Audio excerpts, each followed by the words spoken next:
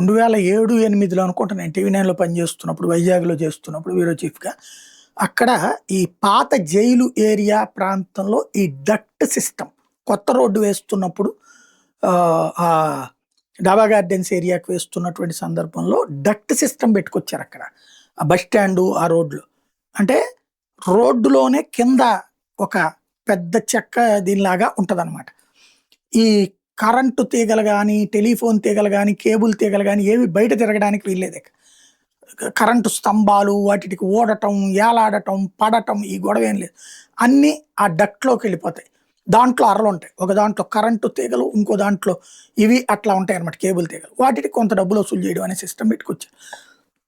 అది మొత్తం నగరం అంతా చేస్తామన్నారు. ఈలోపు కలెక్టర్ గారు ఎళ్ళిపోయారు. అది ఇప్పుడు ఉందో లేదో తెలీదు. అప్పుడైతే ఆగిపోయింది. ఆ కలెక్టర్ గారు ట్రాన్స్‌ఫర్ అయిపోయారు.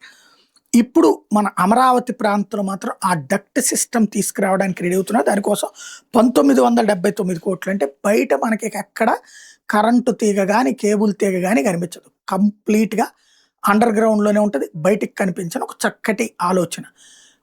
అల్ట్రా మోడర్న్‌గా తయారు చేస్తున్నారు.